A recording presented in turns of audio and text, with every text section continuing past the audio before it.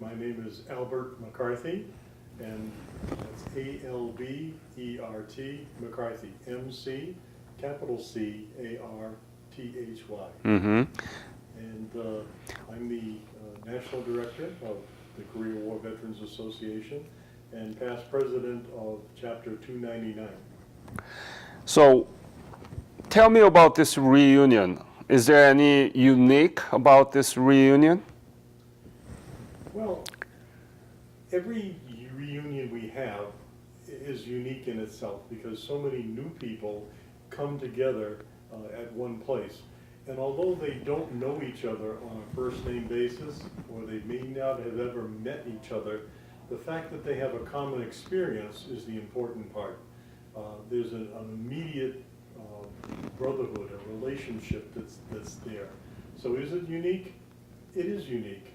There's nothing routine about these things because each person shares with the other people that are attending their personal stories, if you will, that they may not have told even their families, and yet they'll get together and talk about it. We did that at lunch today. The 6 of us got together and shared what our experiences were, and it was just like you were talking to a brother. And you are the national director to KWVA as Korea Defense Veteran, right? That's correct. Could you explain about what Korea Defense Veteran means? Sure. Obviously, there was the active war from 50 to 53, and then everyone who came to Korea after the armistice was signed, everyone who came to Korea after the armistice was signed is technically a Korea defense veteran. That means they were there in defense of the country, and it wasn't clear whether or not there would be any active combat going on. And as it turned out, over the time period from the armistice to the present, there have been these periods of time where things got pretty aggressive. The capture of the USS Pueblo, the shooting of the EC-121.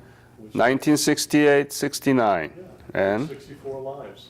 But what people don't usually know is even though we're considered defense veterans, 1,947 Americans and over 2,000 South Koreans have died in Korea since So far since the armistice. Mm-hmm.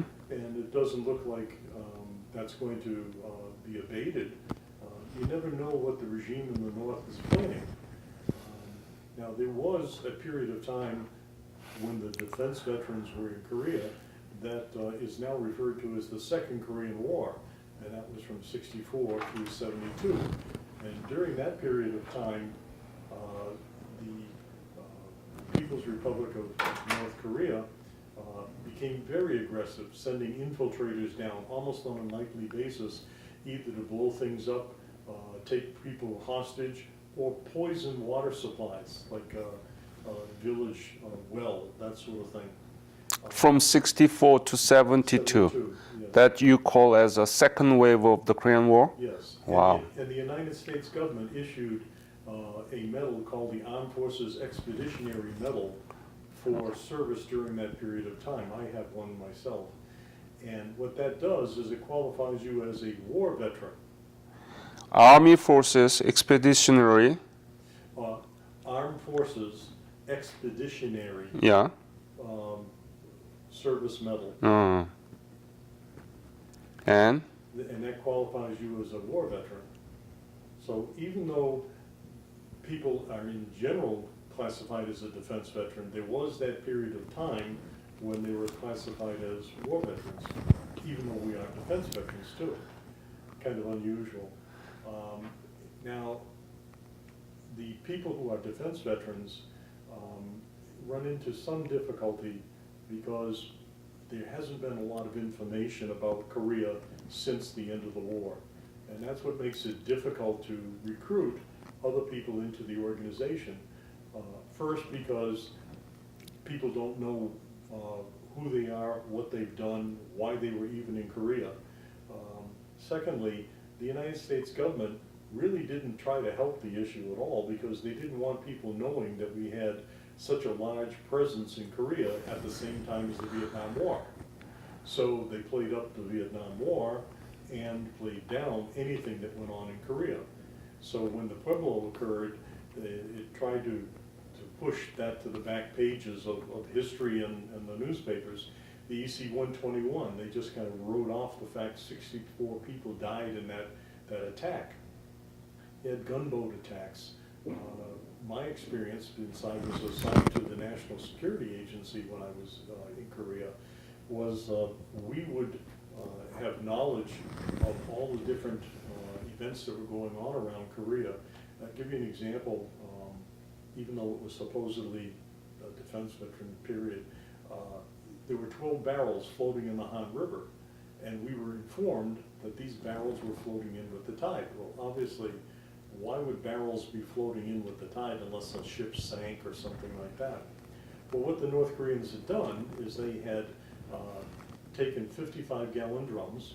They found members of the military forces that were a certain weight, plus their armament was a certain weight, and put them in the drums with a lid on it.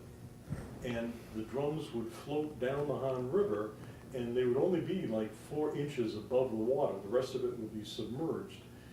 And it was just a fisherman who saw the barrels, called the local police called the Katusa called us, and we worked in the battle staff at Osan, and we contacted the ROK Navy, and they and the ROK Marines went out to investigate. Well, it turned out it was 12 infiltrators, and so they all died that night. There was a bus that was commandeered in just outside of Seoul, and there were, I forget at the time, there might have been as many as 6 infiltrators on it. They killed the school children, and they were driving the bus supposedly to go and kill the president of South Korea.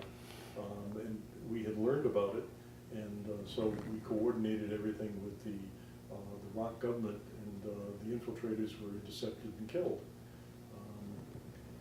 We certainly we'd blow up gunboats like almost 2 a week. That happened all the time.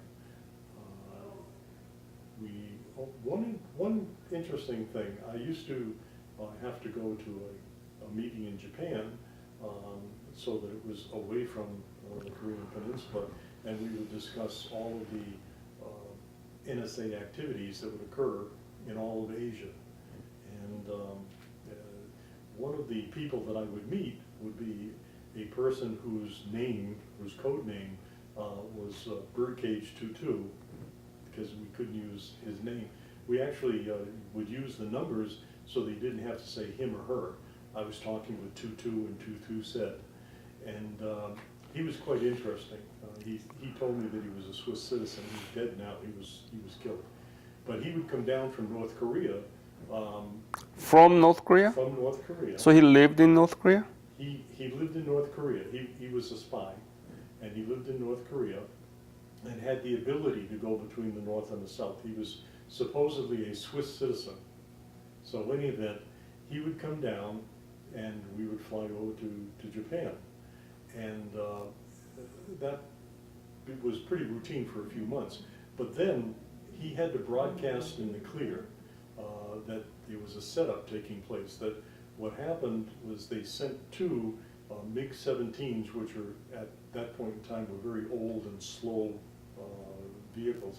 So they sent 2 MiG-17s down the Chorwan Valley to try and draw up the Blue Dragons, who were in the northeast part of Gangneung. And they were trying to overfly the base to get the Korean government to send up the Blue Dragons, which was the premier group of the Korean Air Force. And as they were going up the Chorwan Valley after these aircraft, our guy, 22, broadcast to us that it was a setup because on the other side of the mountains, they had 2 MiG-21s waiting. And so it would be 4 on 4, but they didn't know that at the time that he broadcast in the clear. So we broadcast to the Koreans that it was a setup so that they were already armed by the time the others showed up. And we actually averted it because once the four planes saw that they were outgunned by the Blue Dragons, they turned tail to run, and they were asking for permission to shoot them down, but the general wouldn't give them permission because they would have gone down inside North Korea. But there was a lot of activity like that went on, but absolutely nobody was allowed to talk about it. It never appeared in the press. No one ever knew that it happened. And it was just one of those things. Even the unit that I was assigned to, which was the 5th Air Force, 314th Air Division Command Advisory Function, you can't find any information that it even existed in Korea, because the NSA, we used a kid that stands for no such agency. 5th Air Force is all of Asia. Yep. 314th Air Division Mm-hmm. is Korea. Command Advisory Function is the unit that was assigned to the National Security Agency to provide command overview to the Americans and to provide information to the Korean government. And we ran special projects, whether technically the United States doesn't overfly other countries. So obviously that would be a difficult situation. But we were there to perform missions that were highly classified and that probably will never be declassified to a level you can talk about. But it was an exciting time, I'll tell you. But defense veterans are probably the least recognized group that is in the military. They go over there to protect what was won at great cost by the Korea War veterans. And you take a look at Iraq, once our people left, we had virtually won the war, and once our people left and the vacuum existed, Iraq erupted. The same thing would have happened to Korea if it weren't for defense veterans. Excuse me. So defense veterans, I think, are a natural extension of the war that took place. We're there to guarantee the existence of the government. And I've got to say that there isn't anybody that served in Korea that I know that doesn't have the highest regard for the Korean people as a people. The governments come and go, but the Korean people, I ask you, what country has ever shown the kind of loyalty back to America that Korea has? It just has never happened. Has anyone ever been as grateful? Never happened. Why is that? I think because if you take the occupation of Korea by the Japanese and how they were so brutalized as a people, that it damaged the psyche of the Korean people. It kind of polluted the Korean culture. And then when the Japanese were driven out and the Americans came in, people for the first time saw possibilities. They saw that anything could be done now that you have freedom. And they used that opportunity to just seize on all the things that had been kind of like pent up as a country. And because everyone had gone through the same kind of cultural repression that they had gone through, that they all rose up at the same time, and it allowed a focus that few countries have ever had. So they all were very focused on succeeding, on being able to develop their economy, and they saw that freedom allowed their children to actually have a future that they could determine, because they were free people. We have Korean children that come over every year to the Andover area in Massachusetts, and the one thing that strikes all of the Korea War veterans and Korea defense veterans that are there are the smiles on their faces, because you never saw smiles on their faces during the time period that we were there, and the people who were there in the 50s and the 60s. It just wasn't there. I mean, they were starting to realize that things were changing. But now these kids come over, and there's almost no difference between them and American kids. You know, they enjoy life, they smile, they play.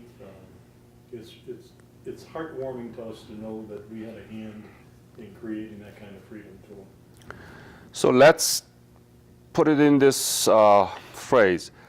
The Korea defense veteran is the U.S. forces stationed in Korea officially, theoretically, after February of 1955, because the Korean War officially ended in 1955 by January 31st. And how many do you think there has been in the Korean theater as a Korea defense veteran? I would guess about 2.5 million. 2.5. How do you calculate it? What is the basis of your calculation that you think there has been 2.5 million? At any given time, since the signing of the armistice, you had, well, during the time I was there were about 45,000 troops. The years before that, When was it? I was there in all of 1970 and part of 1971. And most of the time, we had 40 to maybe 50 or possibly more thousands of veterans there, or military people there. So if you add it up over a half century or more, you have about 2.5 million. But it's not annual. The officers and non-officers, what is their rotation? How many years are they supposed to station in Korea to qualify? For the greatest length of time, it was just 1 year. The 45,000 would come in, they'd spend 1 year, 45,000 would leave, another 45,000. Is it same for officer and non? Yeah. Same? I heard that just foot soldiers are for 6 months and then officers for a year. That may be now, but when I was there, everybody was there for a year. Just for a year? 13 months, actually. 13 months? Yeah. Okay. So that's how you calculate it. Yeah, and that doesn't take into account all the support functions that would be there. For instance, when we would do combat air patrols in the sea opposite Korea, they would have to be supported by tankers that came out of Kadena. We would have, on occasion, reason to You mean temporarily? temporarily, Yeah. fly out. Yep. If we encountered any kind of hostility from the north, we would send up our fighters to take positions which are called combat air patrols. And they would take up positions in various areas so that if anything came down from the north, they would be intercepted. Well, they can't stay up there forever. So they would burn fuel to get to the combat air patrol space or cap. They would need to have fuel to return. So the tankers would come out of Kadena and fuel them airborne so they could stay up longer depending on what the threat was. How many national directors in the Korean War Veterans Association total? Do you have any idea? About 20? I think the number all total is 18. 18. And how many Korea defense veterans?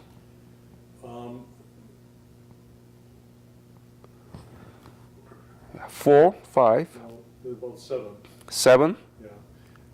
We actually took pictures of them today. But there were 7 that were in the picture. Mm-hmm. As members of the board. There's myself, the second vice president, Jeff Brodeur, is a Korea defense veteran. The other fellows I don't know by name, because we have some new directors on board. But, Colonel Clark, he's a Korea defense veteran. The fellow that just took over as the editor of Graybeards is a Korea defense veteran. Who? I don't know his name, works for Warren Weedham. But there are 7 of them that were in the picture. And this time around, we have between 4 and 6 director positions coming open. And so we're looking forward to filling those positions with Korea defense veterans. Mm-hmm. What's going on in KWVA? KWVA is basically was formed for the Korean War veteran. Now, what should be the future and what's going on and what are the issues here? Please summarize it. Okay. The Korea War veterans came together many years after the Korean War because no one really paid attention to them when they came home, so they were motivated in the 70s to form the organization. And in their mind, it was necessary to draw together all of those who had the experience in the war. But as they get older and the defense veterans become greater in number and war veterans become smaller in number, the question came up, what about the legacy of the Korea War veterans?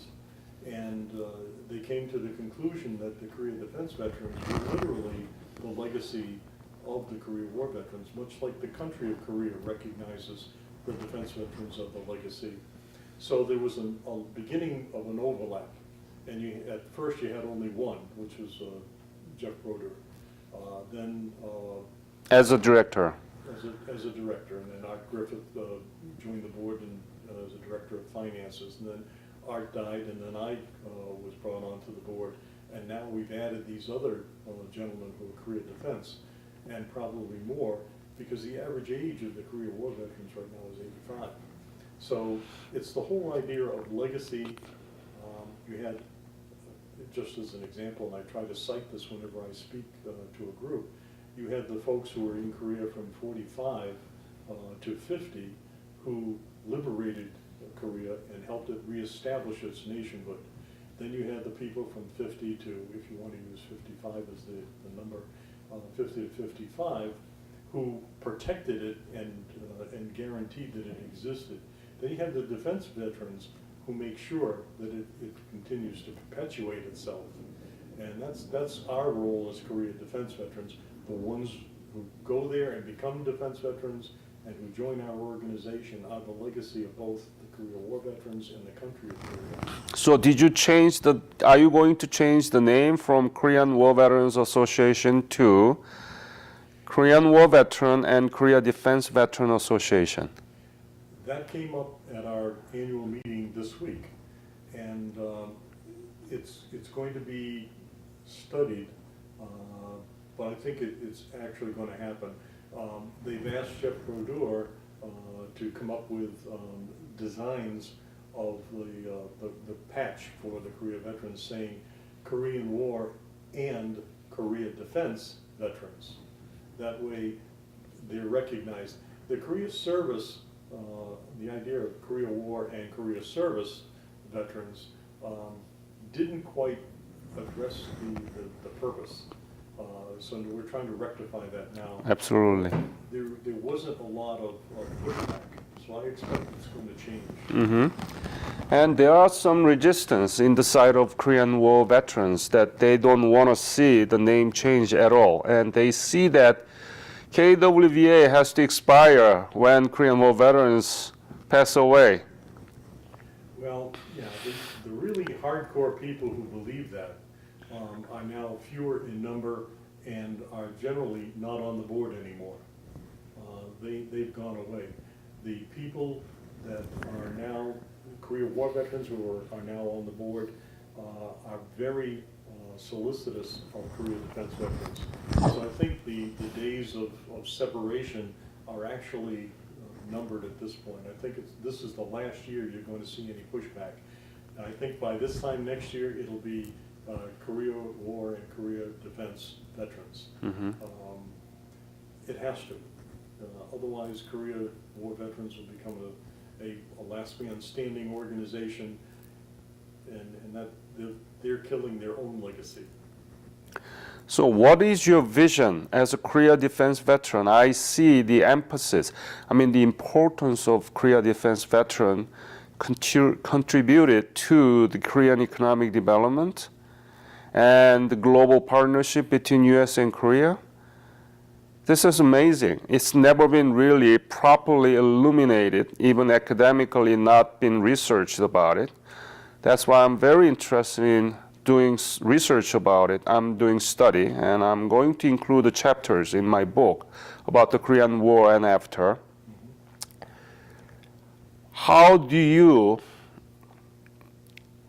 how do you want to mobilize this uncultivated territories? There are so many, according to your projection, about 2.5 million. That means that there are at least 10 million Korea defense veteran community, including their family members, very conservatively.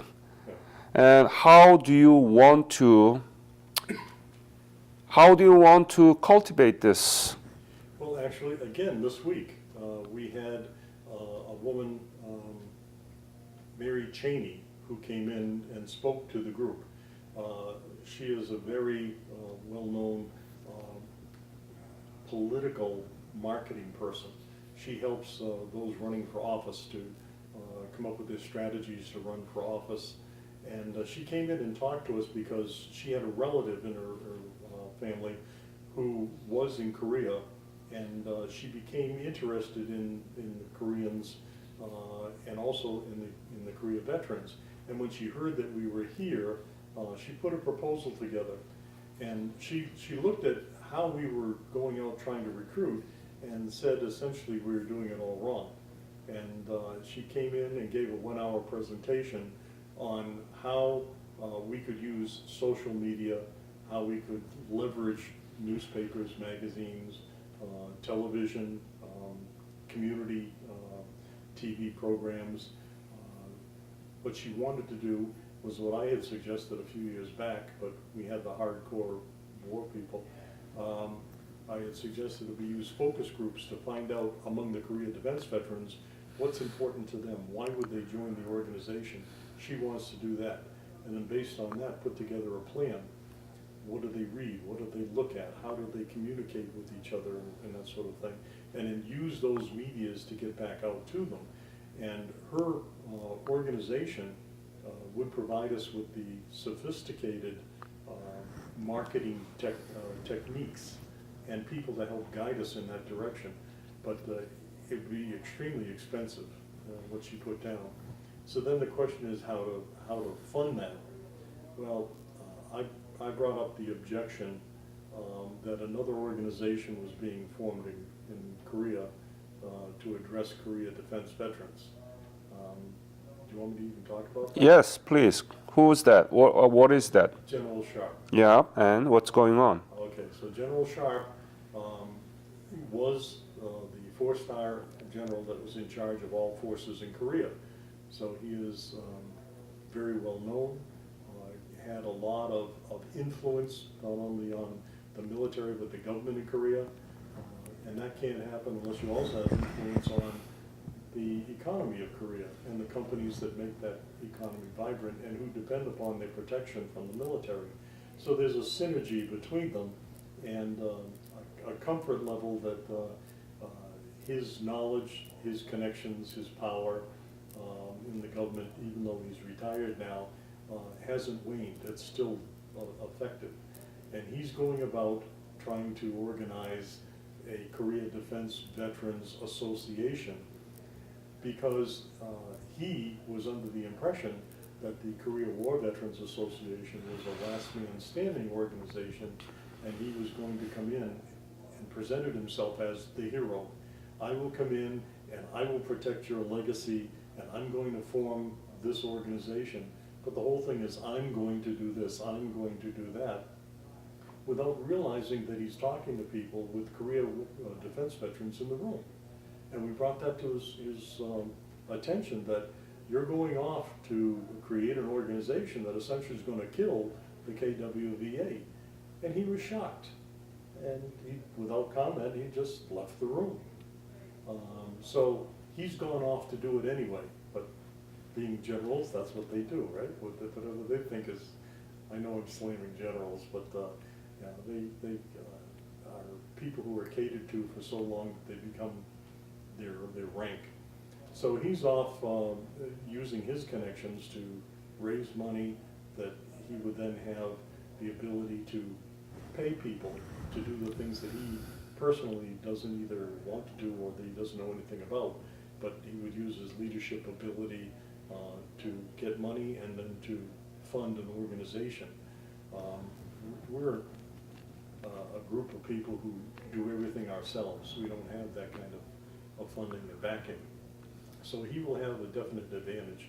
I brought that up at the meeting, saying that if we don't do something like what Mary Cheney has suggested, he is going to be able to outspend us and consequently use resources to get more people that will be attracted away from us. Even just changing our name from Korea War and Service to Korea War and Korea Defense is a nice step in the right direction, but he's gonna have the resources to do it financially where we don't. So I said, you know, he's talking about creating an umbrella and subsuming the Korea War veterans under his umbrella. That doesn't go over very well with the Korea War veterans. Korea Defense, you can go either way, because either way, you're with your brothers that you served with during that period of time after the armistice. But either we get to the public first and get the defense veterans thinking in our direction, or he'll just flat out take it away from us. So what if he's successful? What are you going to do? You're going to join them? Well, if he's successful, then what will happen is the Korea War Veterans Association will continue to diminish, and within it, there is one chapter, 299, which is the largest chapter that is made up of Korea Defense Veterans. So that the Korea War Veterans and Korea Defense Veterans will devolve in size and bring it down to 299, and then we have to try and build 299 or continue it. If that can't be done, then I think you'll find people migrating to his organization. So really the next year is very key. We either take it away from them, that ability to get Korea Defense Veterans, or you virtually lose it forever. That's my hypothetical on the situation. Let's go back to your personal veterans experience. So please tell me, when were you born? What is your birthday? I was born in May of 1944. May? May. Birthday. I usually don't publicize it because then people can get into your personal information. So May of 1940? May of 1944. 44. Wow, thank you for revealing the month. But you can't do much with that. Where were you born? I was born in the same city I live in now, Worcester, Massachusetts. Could you spell it? WORCESTER, Massachusetts. Tell me about what school did you go through? I went to the College of Holy Cross in Worcester, Massachusetts, Mm-hmm. a Jesuit college. Mm-hmm. I received my bachelor's degree in sociology, which I felt would help me understand groups and how they think and how they're organized and they operate.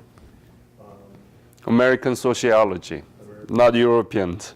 no, American, because we're going to dominate the world. So in any event, while I was in college, I was also in ROTC, and I was married and had a daughter. So I completed college while my wife completed her college. She was a year ahead of me in school, so in her senior year, we were already married, so in her senior year, she was, before she graduated, was pregnant, so our daughter was born, our oldest daughter was born after her graduation, and she started teaching school to help support the family while I finished up. But while I was in college, I went through the flight indoctrination program to become a pilot. So I was in the Air Force ROTC, I went through flight school while I was in college, so when I graduated, I was commissioned an officer in the Air Force, and I was sent directly to pilot training. And so my wife and my daughter and I all reported for pilot training, because the family is in the military too. When was it? 1968. That's the year that the Pueblo was abducted, right? Yes. And where did you get the the pilot training? In Valdosta, Georgia. Uh-huh. And that's where one of the major training bases was. And so I went through pilot training while I was there. Unfortunately, that was the same time that my brother-in-law, who was a Navy pilot, was killed in Vietnam. So my wife was very distraught, to say the least. He being another pilot too. She was very distraught about the situation. So in order to, you have to make decisions. So I decided that it was more important for her that I not be a pilot. I guess she thought they should have more opportunity to hold on to me than sending me to a grave like her brother. So in any event, I left pilot training and went to Panama City, Florida, where I was trained as a forward air controller. What is it? Forward air controller? Forward? Forward, like in Yeah. going out. Forward air controller, Uh-huh. which means that you're controlling a radar site that is out toward the front of the battle area, and you would essentially bring aircraft in for ground attacks, air attacks, refueling, rescue missions, bombing, strafing, all that sort of thing. And so I was trained as a forward air controller, and then I was made an instructor at the School of Advanced Air Control. At that point, I was approached by the National Security Agency to be attached to them in Korea. Well, as luck would have it, the day that my second daughter was born was the same day I got orders to go to Korea. Was my wife upset? So, in any event, I bet. I said, well, we have 2 weeks. What I'm going to do is I'm going to move you back to Worcester so you can be close to your mother and your sister and your aunts and your family, and they can help you deal with postpartum depression and help you raise the girls while I'm overseas. So then I left and went to Korea, and we've talked about the things I did while I was attached to NSA in Korea. By the time I got through in Korea, my period of enlistment, if you will, with the military was ending. So I was discharged from the Air Force, and I went home to begin my civilian career. When did you leave for Korea? For Korea? For Korea, yeah. October, I think it was like, it's this week, I'll be done. October 10th, 10/10, October 10th, 1970. 68. 16, had to be October 69, because I was there all of 70. I came back in, I think it was January of 71. So, I'll be done. It was this week. Well. So what did you do there? Where were you and what did you do? I was in Osan. As I mentioned, I was assigned to the National Security Agency, and we essentially processed all intelligence community information, handled all intelligence gathering, and whether it was covert or not, and sometimes it was very obvious, like over the whole eastern part of the world, we have satellites, we have SR-71s, and a number of what we call aerial platforms. Some of them were manned, some were unmanned. All of them were under our control, gathering intelligence of various kinds. And I don't want you to reveal the secret, no, but I don't know that. in addition to SR-71 and satellite and human intelligence, Yeah. is there any other way that you were able to collect the information about North Korea? Well, we had unmanned platforms. Like what? Unmanned platforms. Like what? Unmanned platforms. So you passed the test, okay? And what's been changed to the contemporary? Are you aware of the way that we collect?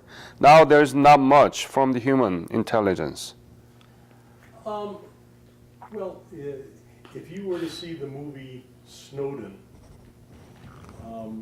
what he revealed, although earth-shaking to people who have no knowledge, is like the tip of the iceberg. Just to give you one example, because it's not classified to my knowledge, at least at this point, there's a thing called exabytes, and 1 exabyte is equal to every word that has been spoken in the history of humanity.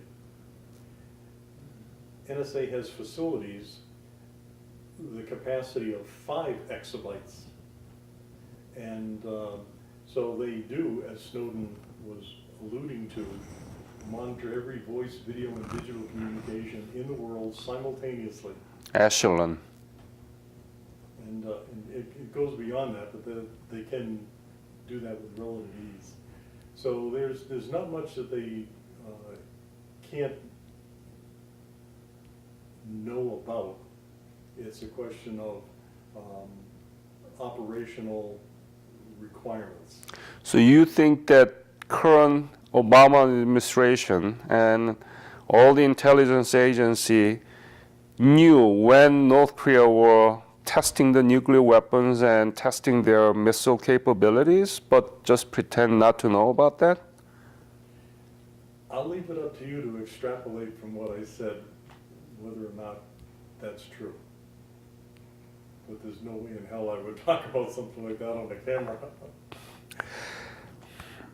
So your daily duty is to processing this information? When I was in Korea? Yep. Oh, yeah, well, it was always real time. I mean, we knew what was going on. To use a separate analogy, to take it out of Korea, but you can suspect that the same thing may have gone on. If you took Vietnam, we could tell you within 5 minutes of Vietnamese, North Vietnamese aircraft in the airborne, who the pilot was, what he had for training, what kind of armament he had on board his aircraft, and what his mission was. You mean Vietnamese? North Vietnamese. North Vietnamese. 5 minutes we had it all down. And you were defeated. We weren't defeated. We never lost a war. We didn't lose the war, and we never lost a battle. Not one single battle. A skirmish maybe, but all of the major battles were won by the United States. Then still, why you didn't win? People lost the will to fight in the United States. Mm-hmm. That's really what the problem was. And secondly, when Johnson took over, see, Kennedy would have taken us out of Korea.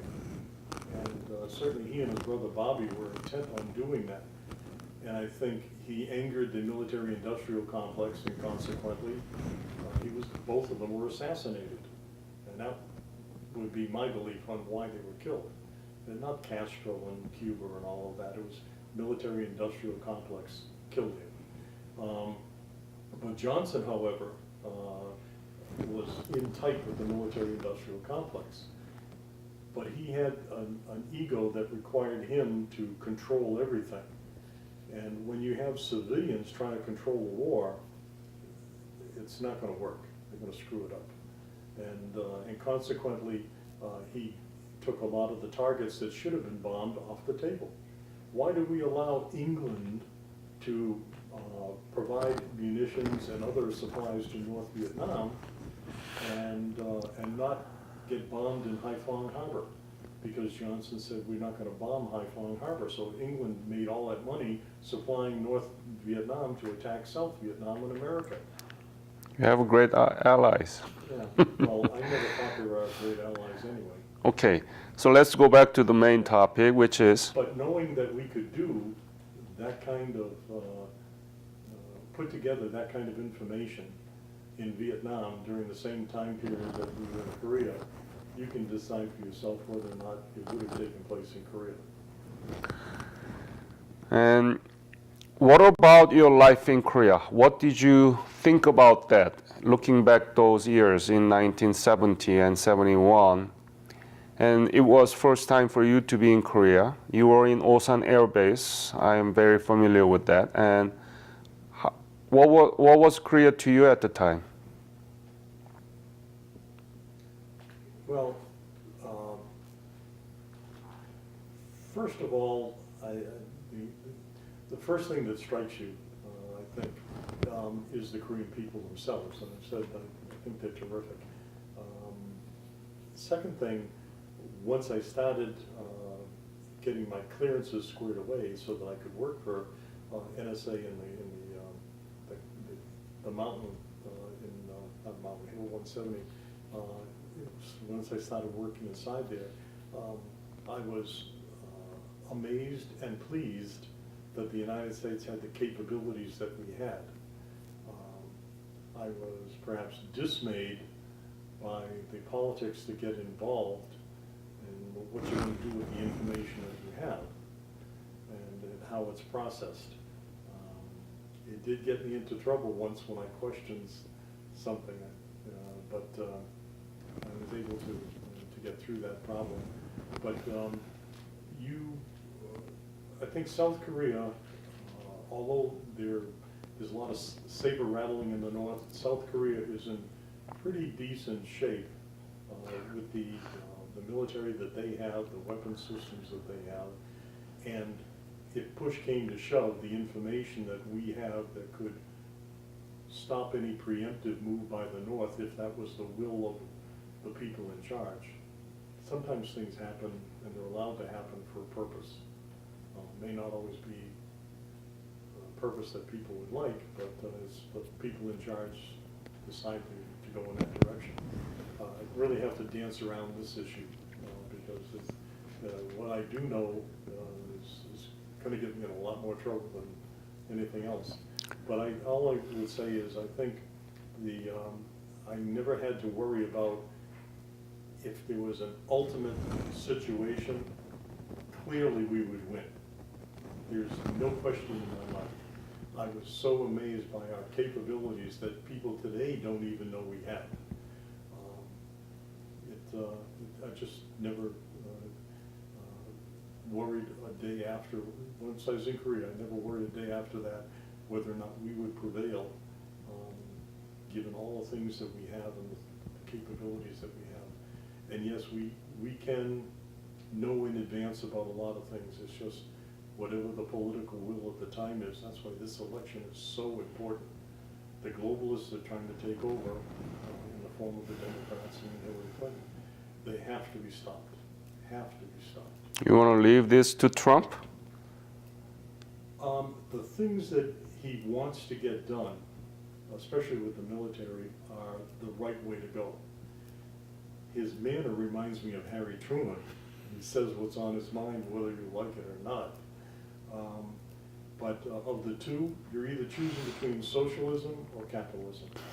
And if he's the person who'll get you back onto capitalism, that's the way to go. What do you think is the legacy of the Korean War veteran? And compared to that, what could be for the Korea defense veteran? Could you spell out those two and just give us some sort of different aspect of it, if there is any? The change in American society actually makes the difference that you're talking about.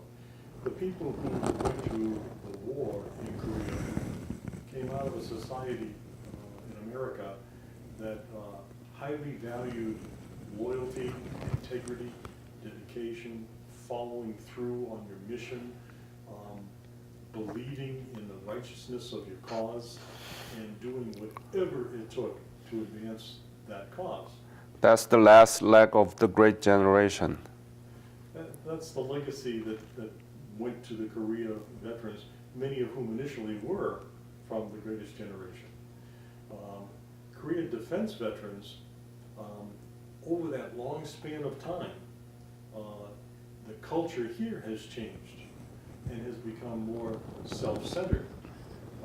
The thing of it is, the military also became a professional military and didn't rely on the draft.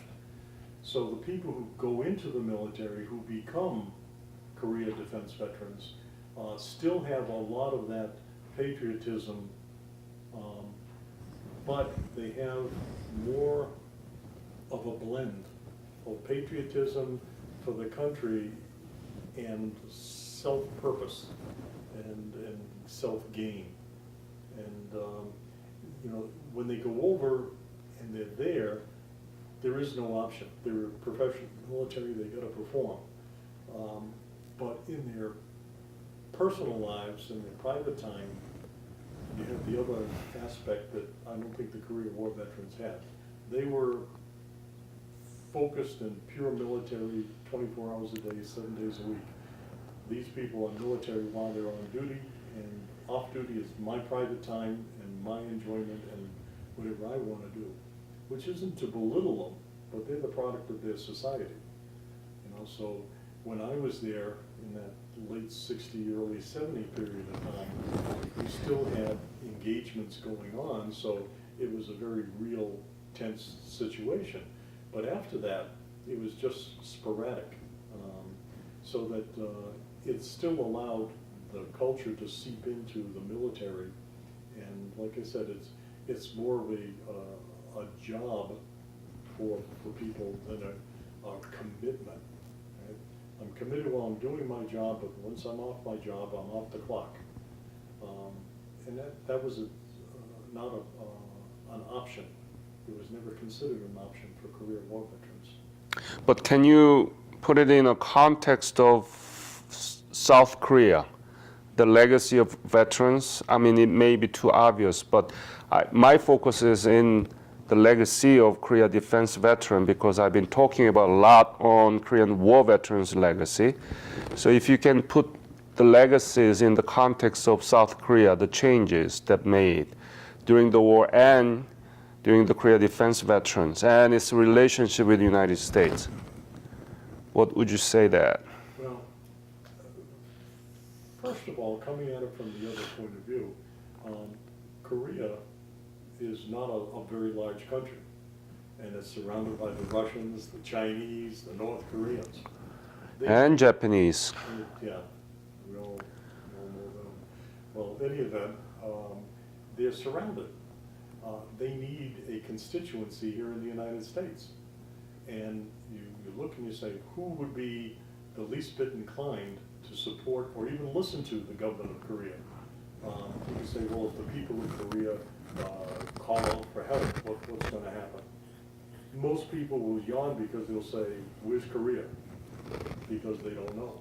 Why should we be involved? Because they don't, it's not even in the history books. So, and fortunately, we have you to try and rectify that. But they don't know about Korea, they don't identify with Korea, they probably don't know a lot of Korean people, it's just Asian people and they all look the same, right? Well, they don't, but you know, if you've been to Korea, you can pick one out in a hurry, but most people don't. So who's the constituency? It has to be the military. And the only military people are the defense veterans who know. That relationship isn't quite what it was with the war veterans, because like I said, I go to work and I'm working to defend South Korea during my day job, but my night job is to take care of me. So it's been watered down. I think South Korea has been working toward rebuilding that relationship, but it could easily die out. That's why I think the Korea defense veterans, it's so important to try and get them on board to realize that what you did mattered and still matters, and if you don't care, who will? I even wrote a letter in the Great Beards magazine about that if you don't care, who will? If we're not there, who will be? You know, and I think that's the importance of the Korea defense veterans, is they're the support group in the United States. And if you have all those voices rising up, telling the government that South Korea is important, that it matters what we do, you're going to have some help, and the government will listen. But if they stay silent or it continues to diminish because people don't care anymore, I think South Korea is in for trouble. What do you think we have to do? I mean, there is no text coverage on modern Korea, the successful outcome of the Korean War in our history textbook. Not much about Korea defense veteran. They don't even know about this acronym here because we don't even have an organization in official setting. And this is sort of a tremendous loss in our history about something that very good came out of our involvement, U.S. involvement in the Korean Peninsula. And you name any other war that you can actually find it compatible with it after World War II. What do you think we have to do to get this thing in the educational setting and structure? It's going to be very hard to do.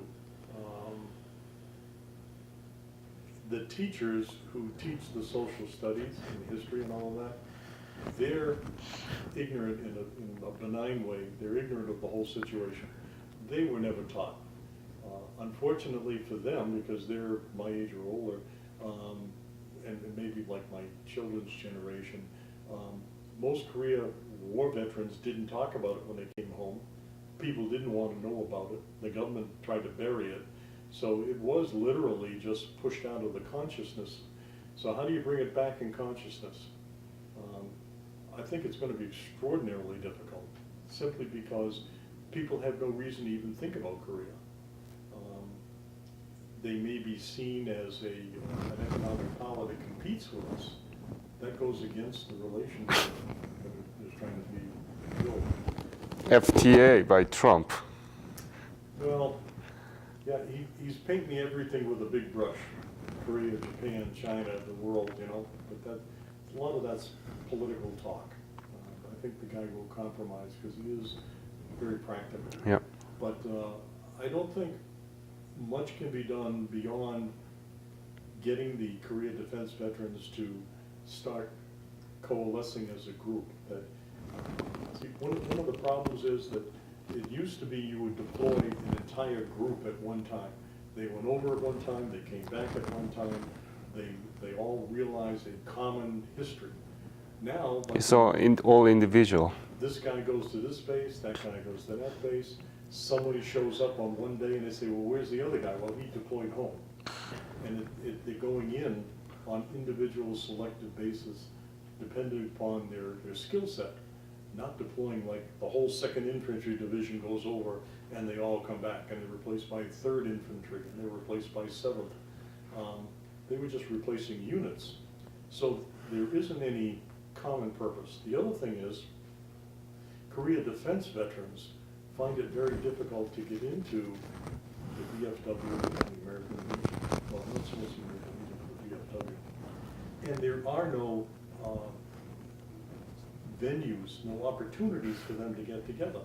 If there were like VFW clubs today for defense veterans, well, they could all go to the defense veteran club and they could, you know, have drinks together, they could have parties and socials and all of that. But if they're going to get together, they go to the American Legion, they go to the VFW, and the people there don't want to hear about what happened to you because what the hell is Korea, you know? It's going to be very, very difficult. I think Korea has made a Herculean effort to try and bond with grandchildren and the teachers. The Korea defense veterans have been virtually ignored. So you only have 2 pillars of a 4-legged chair. Where's the other 2? Or at least one of us so that the chair will stay upright. That's what we're dealing with now. Is it going to be General Sharp and his troops, or is it going to be the KWVA? And whoever wins, what are you going to give them as a challenge to stay together? What Jeff and I are trying to do is to get Korea defense monuments put up in different places across the country to say, here, we're reaching out to you, and then people will say, what's this about Korea defense? And you get the dialogue going. That's what we want. Once we can get people talking about it. So if we hold an event and the news comes and they show, oh, they had this event today for Korea defense veterans, everyone's going to say, who are they? And then the newspaper has to pick it up. But you have to keep forcing that. One time here, one time there. Short of actually engaging North Korea again, I don't think you're going to have any massive support. You know, I mean, it might be perverse to say, but if a skirmish of some major size took place, you'd get a lot more attention and people would pay attention to it. hope that doesn't happen, but You know, the Korean War Legacy Foundation has tried to establish the digital archive for Korea Defense Veteran too. We have more than 800 interviews and 8,000 artifacts of Korean War veterans. And that includes few of Korea Defense veterans like you and Jeff and other members from your chapter 299. But since then, it's been really like not productive. And Korean government wants to look at the timing to incorporate these Korea Defense veterans into many different programs. How do you think the foundation can reach out to even existing chapters or others to do more? And we are going to incorporate these Korea Defense veterans in the digital curriculum that we are developing into K-12 system. well, part of the problem is the Korea Defense veterans don't see their services all that important. And because it's not all that important, they say, who'd want to interview me? I have nothing to say, I just went to work, I went home.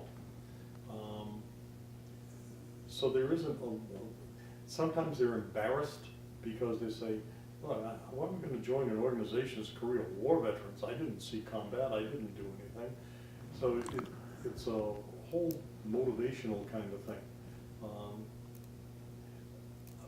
My guess would be to link up what you're trying to do with the kinds of things that this Mary Cheney is suggesting, because she's trying to get the word out to people in using modern techniques of social media. And if she's trying to get that word out and you link up with her, she can start using the things that you're doing as selling points in her marketing of the Korea War, Korea Defense veterans. That'd be my thought.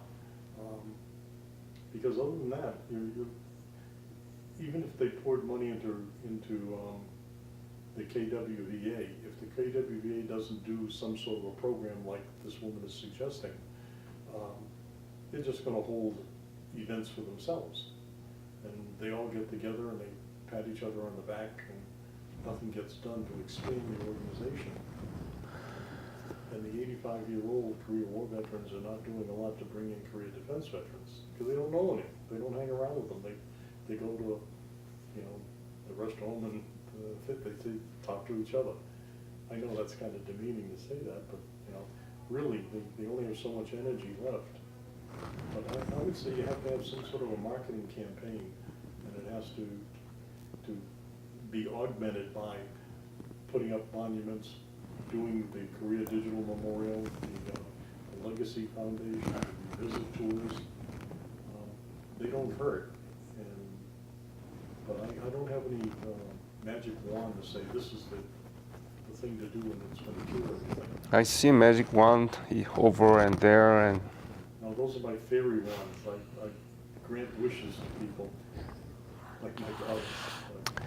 so any other episode during your service in Korea or any other comments about the future of Korea Defense Veteran Organization?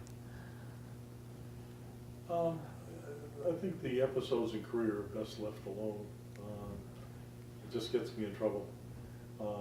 As far as the Korea Defense Veterans go, our organization is going to continue to try and recruit. Our members are in 19 states now. We actually have members in Korea, up in Yongsan. Well, you not met, but you know about Tony Williams. But we're going to try and bring in Korea Defense Veterans because, like I said, we're the largest chapter, but we'll be the only surviving chapter when it's over. You said that there are 11 states? 19. 19 states? Yeah, we have members in 19 states. So you have other chapters in other states?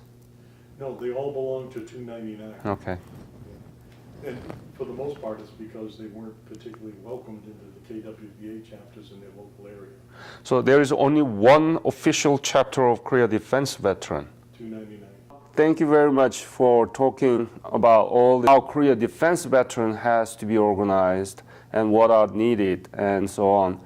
And I want to thank you for your service from 1970 to 71 for the security of the Korean Peninsula. And I look forward to working with you. Actually, I want to invite you as a speaker on the Korea Defense Veteran next year for the History Teachers Conference. You're going to have a tremendous information hub that can be created by the teachers. And if we can address the interest of the students about the Korea Defense Veteran, that can be the hub. So I want you to think about this, okay? And please, let's work together, okay? Well, I'm retired now, so I have time that I never had before. The only gating item will be my wife's health. But right now, I see no reason I couldn't help out and that can be done. All right. Thank you so much. All right, thank you.